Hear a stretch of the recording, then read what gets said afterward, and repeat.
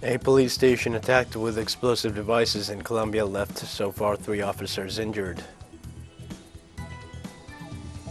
In Brazil, the Union's Court of Accounts approved the privatization of the state-owned electric power company Eletrobas. Western countries are using their hegemonic power to secure their privileged position and impose sanctions on others, which is disrupting global supply chains and destabilizing the financial market, with developing nations paying the price.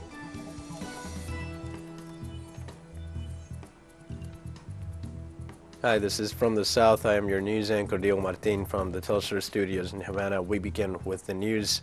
Colombia is hit by new acts of violence on Wednesday with an explosive device attack on the police station of the municipality of Tibú in the north of Santander department. Authorities reported that the attack was launched from behind the police station, as several explosives were thrown from neighboring areas, which destroyed the roof of the facility. Police sources confirmed 3 security officers injured so far, who were transferred by an army helicopter to a health center.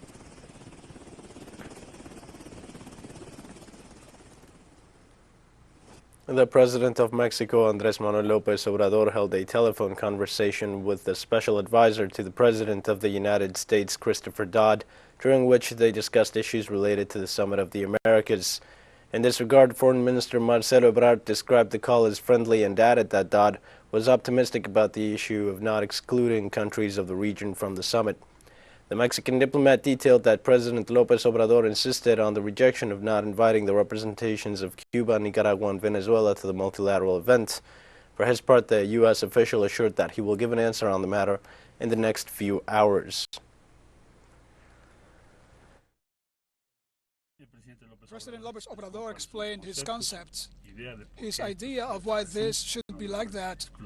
There should be no exclusions, that we should enter a new historical stage, lay the foundations of a new relationship. In fact, what the President said today, on the anniversary of Simón Bolívar, the 138th anniversary, last year, 2021, and he stated that the American continent should move towards a kind of union, more or less, with different rhythms and modalities, but more or less as Europe did at that moment, which is now the European Union, and leave behind other stages of history more symbolized by what has been the OAS and other assumptions of America for the Americans and so on.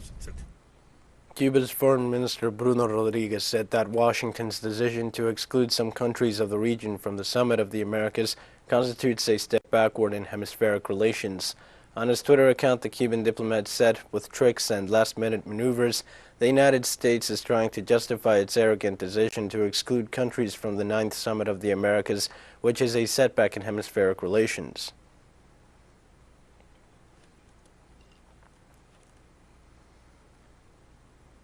On the matter, Cuba's Vice Minister of Foreign Affairs, Carlos Fernández de Cosio, warned Wednesday that without the elimination of the Helms-Burton Law, a rapprochement with Washington could not be sustainable. Fernández de Cosio said that so far only the public announcements from the U.S. government are known, so the hostile policy against Cuba is still in force. The Cuban official recalled that they have to wait for the State Department's public announcements and for the regulations whereby the measures will be implemented. He also stressed that the decision does not represent an easing of the blockade, which is backed by the United States Helms-Burton legislation. Fernández de Cosio finally pointed out that the White House's announcement was insufficient and stressed that the essential aspects of the blockade are not altered by the measures.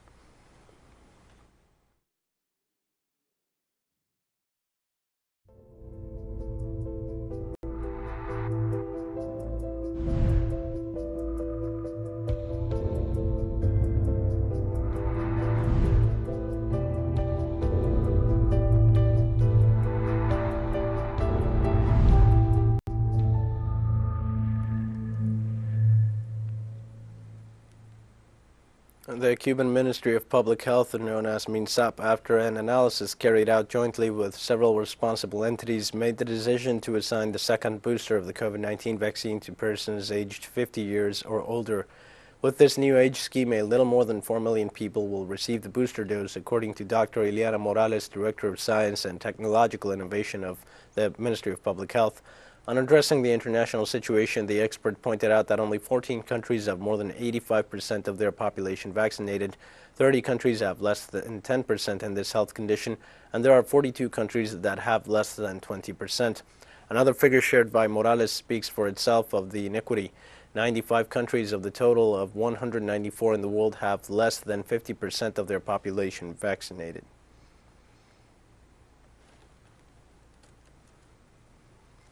In Haiti, a bus carrying at least 20 passengers was hijacked by armed individuals in the town of Grosmont in the Artibonite department located in the center of the country. According to national police authorities in Port-au-Prince, a group of traders were returning from the public market in the city of Guanamint, bordering the Dominican Republic. Police officers confirmed that the driver of the transport was already released, while the location of the passengers is still unknown. Kidnappings increased in the Caribbean nation due to the spiral of violence caused by gangs. According to media reports, in the first week of May alone, over a dozen kidnappings were recorded in the capital.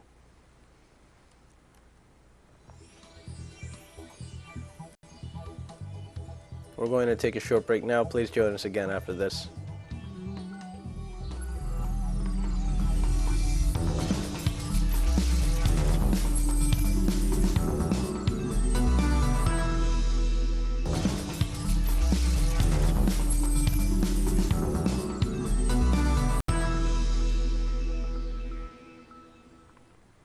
Hi, and welcome back to you from the South. Brazil's Court of Accounts of the Union approved the privatization of state-owned Eletrobas, Latin America's largest electric power company.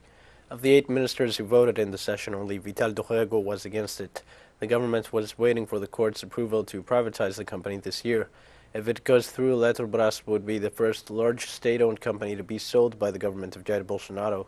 Last July, Bolsonaro, who is seeking re-election in the October presidential elections, authorized the privatization of the state-owned energy company days after the process was approved by the National Congress.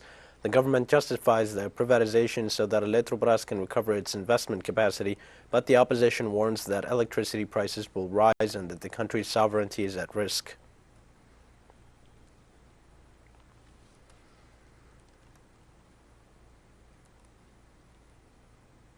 Former Brazilian President Lula da Silva announced on his Twitter account the privatization of the largest state-owned electric company in Latin America.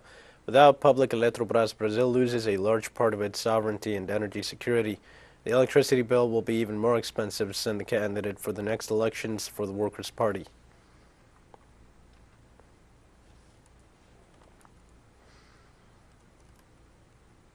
The mayor of the Paraguayan city of Pedro Juan Caballero, José Carlos Acevedo, was a victim of an assassination attempt on Tuesday. Authorities reported that the 53-year-old mayor was attacked by armed men in front of the courthouse. The report says Acevedo was hit by a bullet and immediately transferred to a city hospital. Medical personnel who were treating him indicated the mayor is in an irreversible state after a decompensation and physical fatigue, while his blood pressure began to decrease only hours after the first report on his condition was issued.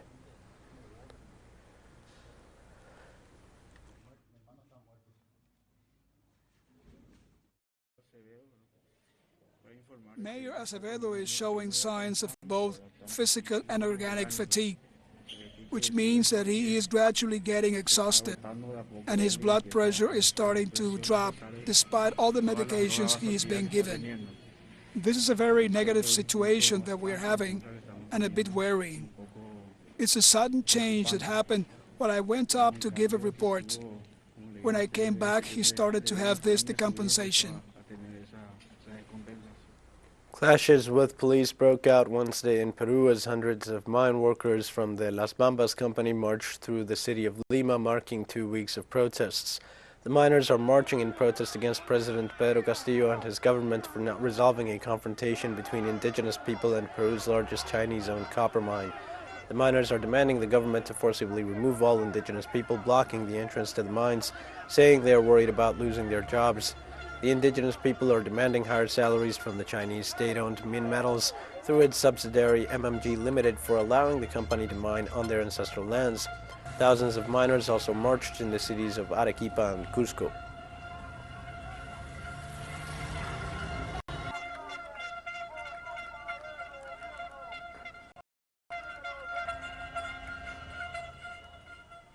And in Armenia, police arrested several demonstrators blocking the streets of the capital, Yerevan, demanding the resignation of the prime minister. Authorities reported that more than 350 people were detained across the city on Wednesday. Anti-government demonstrations were taking place in the country since May 1st, since Premier Nikol Pashinyan plans to sign a peace agreement with Baku and recognize the Nagorno-Karabakh region as part of Azerbaijan. Pashinyan signed a trilateral agreement with Azerbaijan's President Ilham Aliyev and Russian President Vladimir Putin in November 2020, ending hostilities in the disputed region. In this regard, the Prime Minister's opponents criticized the agreement as a capitulation of Armenia.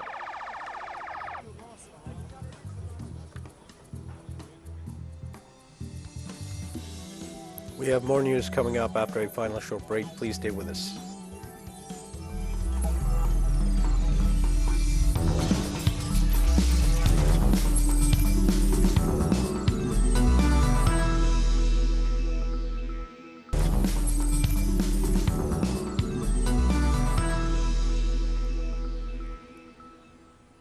Hi and welcome back. Western countries are using their hegemonic power to secure their privileged position and impose sanctions on others, which is disrupting global supply chains and destabilizing the financial market, with developing nations paying the price.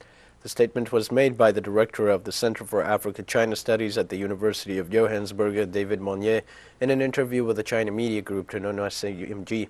The scholar said that the spillover from the Russia-Ukraine conflict means that African countries are seeing price hikes in various fields, with the imports of agricultural products and fertilizers also severely affected. The sanctions by Western countries, he said, are only fueling the flames and making the situation much more volatile.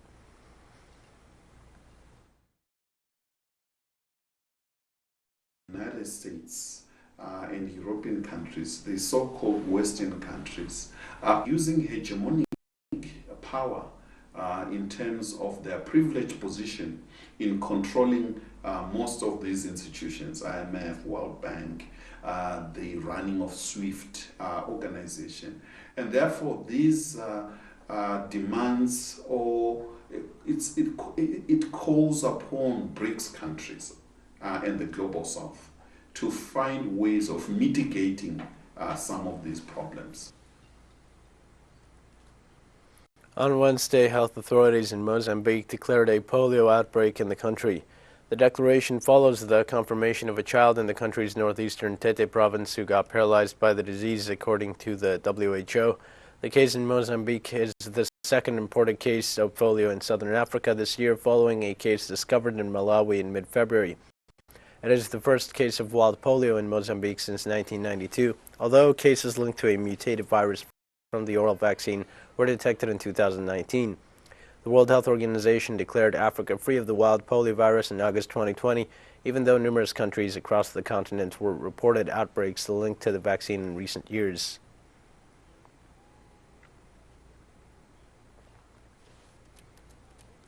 In Iran, President Ebrahim Raisi received on Wednesday an official visit from the Vice Prime Minister of Cuba, Ricardo Cabrizas Ruiz. The meeting took place in the city of Tehran in the context of the 18th session of the Cuba-Iran Intergovernmental Commission. The high-ranking officials discussed the high level of political dialogue and agreed on the need to advance in the development and deepening of economic, commercial, financial, and cooperation ties between both nations. They also expressed the political will of their governments to confront the coercive measures unilaterally imposed by the United States against their people.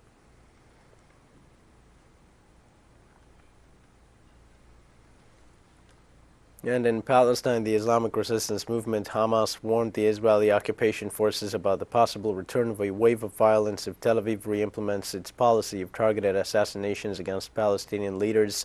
Hamas Political Bureau officials announced that the resumption of targeted assassinations would force the Palestinian militias to resume bellicose actions belligerent actions in order to respond to Israeli attacks.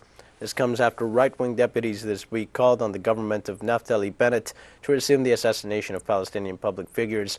From the year 2000 to 2005, during the so-called Al-Aqsa Intifada, the Israeli forces perpetrated this policy, widely questioned by the international community. According to the Israeli Information Center for Human Rights, from 2002 to 2008, at least 387 Palestinians lost their lives in these operations in the occupied territories.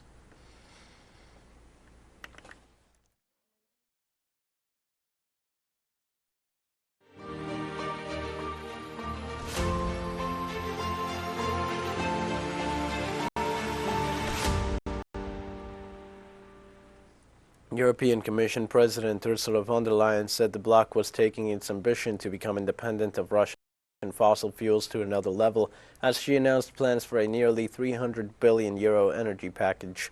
The European Commission's investment initiative is meant to help EU countries start weaning themselves off Russian fossil fuels this year and includes proposals for more efficient use of fuels and faster rollout of new renewable power. Russia is the European Union's main supplier of oil, natural gas and coal, accounting for around a quarter of the bloc's total energy. EU imports of energy from Russia last year totaled €99 billion, the 62% of the bloc's purchases of Russian goods. We're taking our ambition yet to another level to make sure that we become independent of Russian fossil fuels as quickly as possible. This whole approach is Repower EU. So Repower EU will help us to save more energy, to accelerate the phasing out of fossil fuel, and most importantly, to kickstart investments on a new scale. So I would say this will be the speed charging of our European Green Deal. The President of the United States, Joe Biden, expressed his unconditional support for the eventual entry of Finland and Sweden to the North Atlantic Treaty Organization. The White House ratified its intention to extend a military alliance towards the border with Russia in spite of the Kremlin's warnings. Biden will receive on Thursday the Swedish Prime Minister Magdalena Andersson and the Finnish President Sauli Niinistö, and asserted that he hopes to work with his NATO allies to quickly integrate both countries to the bloc. The President said that while the membership applications are being considered, the United States will work with Finland and Sweden to remain vigilant to any threat to their common security and deter and respond to any aggression or threat of aggression.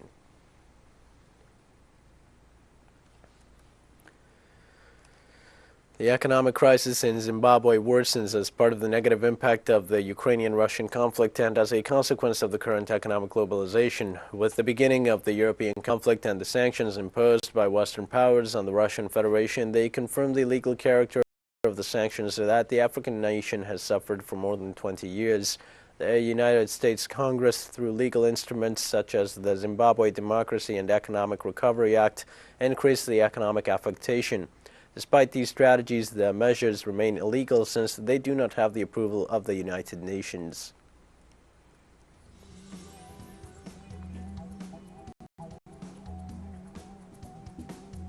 And we've come to the end of this news brief. Remember, you can find these and many other stories on our website at TeleSUR English. You can also join us on social media for all the latest news. We're on Facebook, Twitter, Instagram, and Telegram. For TeleSUR English, I am Dio Martin. Thank you for watching.